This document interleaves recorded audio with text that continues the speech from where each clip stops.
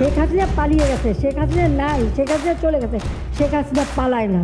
শেখ হাসিনা যে দেশ ছেড়ে এভাবে সবাইকে রেখে একা পালিয়ে যাবেন তা ঘুণাক্ষরেও টের পাননি কেউ, এমনকি কোনো ইঙ্গিতও পাওয়া যায়নি। প্রাণপ্রিয় নেত্রীর এমন চলে যাবার খবর শোনার পর মন্ত্রিসভার সদস্য এবং দলের নেতাকর্মীরা অনেকটা হতবিহ্বল হয়ে পড়েছিলেন। তারা বলছেন তিনি দেশ ছেড়ে যদি যাবেনই তাহলে শেষ মুহূর্তে দলের নেতাকর্মীদের কেন আন্দোলনকারীদের মুখোমুখি দাঁড় করালেন।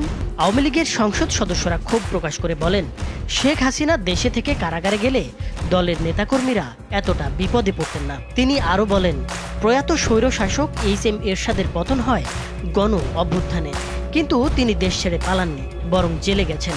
শেখ হাসিনা দেশের প্রধান একটি রাজনৈতিক দলের নেতা হয়ে কিভাবে নেতাকর্মীদের রেখে বিদেশে চলে গেলেন?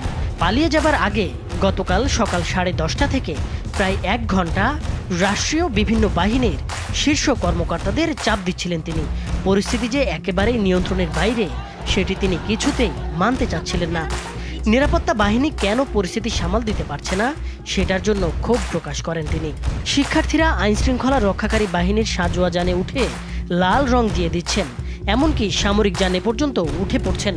তারপরও কেন আইনশৃঙ্খলা বাহিনী কঠোর হচ্ছে না সেটা নিয়েও ক্ষোভ প্রকাশ করেন তিনি। ওই সময় শীর্ষ কর্মকর্তাদের পক্ষ থেকে বোঝানোর চেষ্টা করা হয় বল প্রয়োগ করে এই পরিস্থিতি সামাল দেওয়া যাবে না, কিন্তু শেখ হাসিনা সেটা মানতে চাচ্ছিলেন না। তখন কর্মকর্তারা শেখ রেহেনার সঙ্গে আরেক কক্ষে আলোচনা করেন।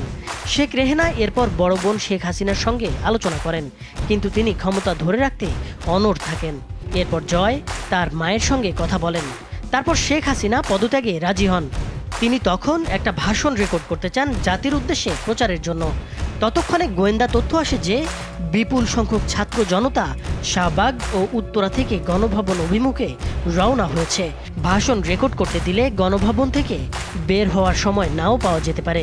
এই বিবেচনায় শেখ হাসিনাকে ভাষণ রেকর্ডের সময় না দিয়ে 45 মিনিট সময় বেঁধে দেওয়া হয়। তারপর তারা বঙ্গভবনে যান। সেখানে পদত্যাগের আনুষ্ঠানিকতা শেষ করে বেলা 2:30টার দিকে সামরিক হেলিকপ্টারে করে ছোট বোনসহ ভারতের উদ্দেশ্যে উড্ডয়ন করেন শেখ হাসিনা।